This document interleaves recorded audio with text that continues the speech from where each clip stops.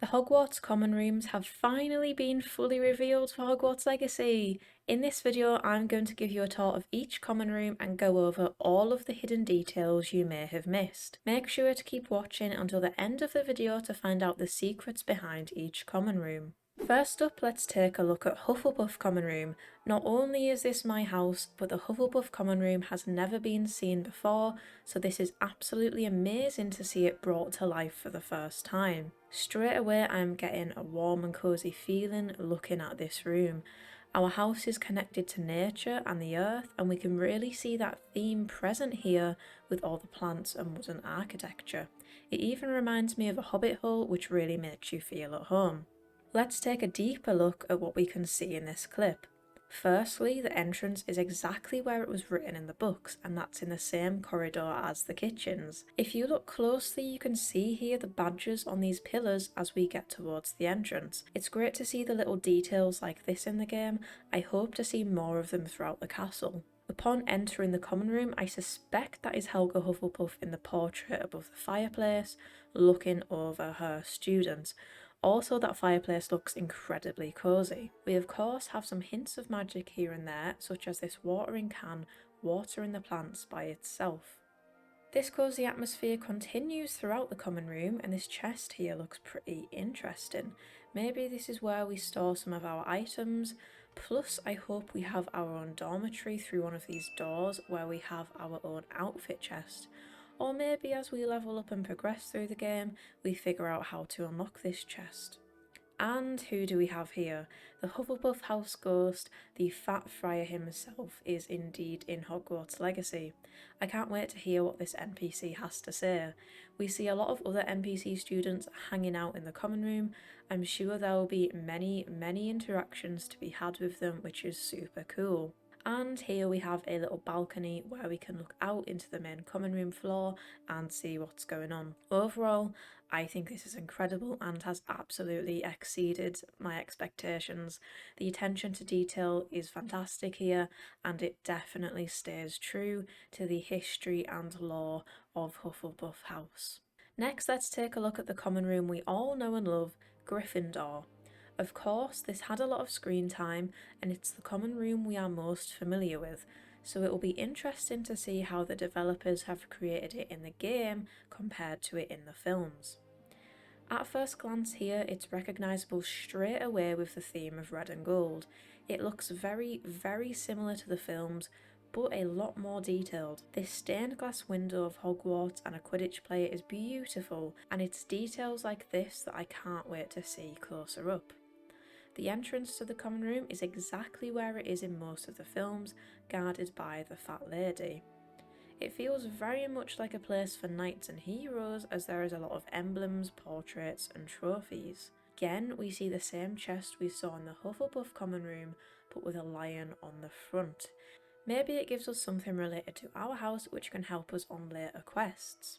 We can also interact with different objects in the common room as we see here, which I think is going to really help make it an immersive experience. Moving on, we can see what looks like a notice/quest board. I really hope this is interactive and gives us side quests relating to our house. Even if it's not, we can see a poster of Ron's favourite Quidditch team, the Chudley Cannons.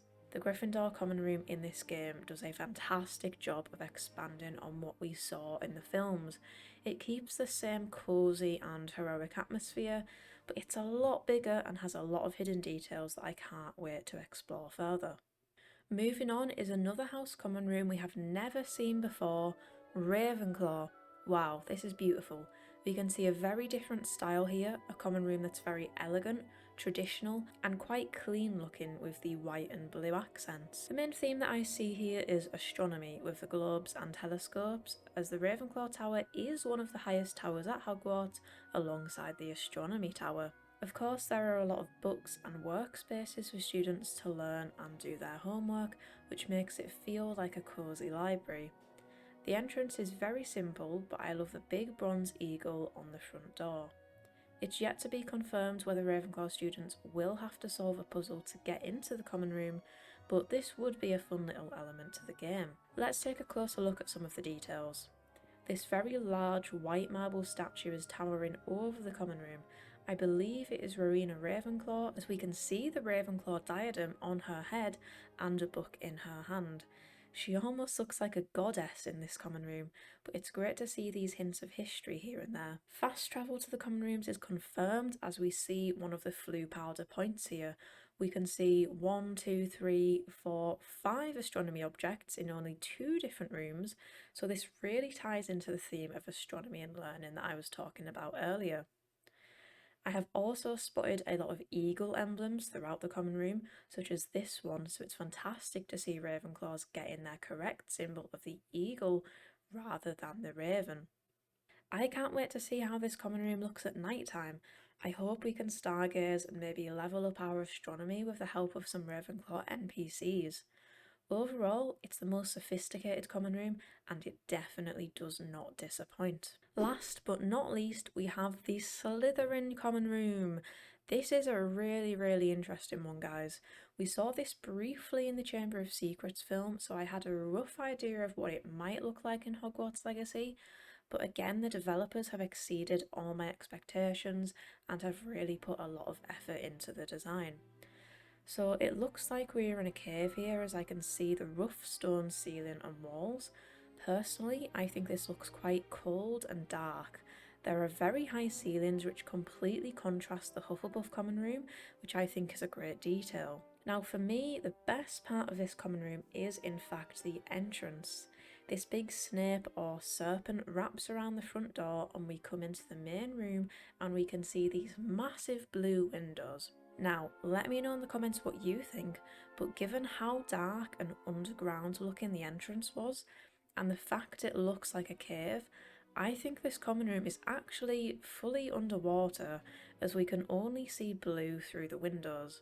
We can also see behind these pillars, if you look closely, there is water running down from the ceiling, and there is no other natural light or windows that we can see in the whole common room.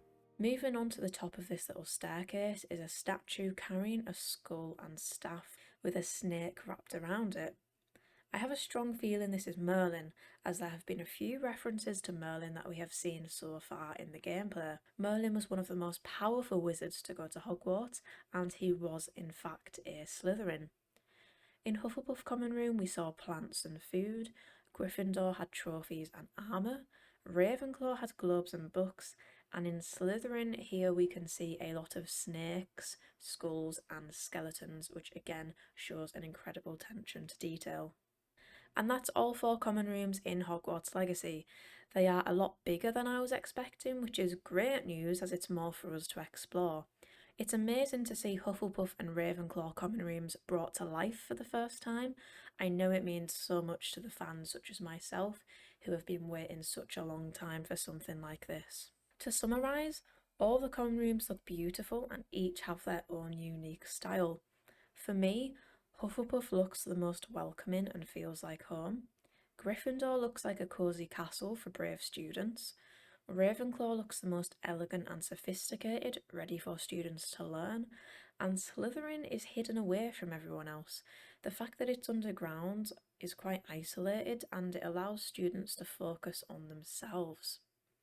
Be sure to let me know in the comments below which common room is your favourite and why. Please don't forget to like the video and subscribe to the channel for more Hogwarts Legacy content. As always, thank you for watching and see you next time.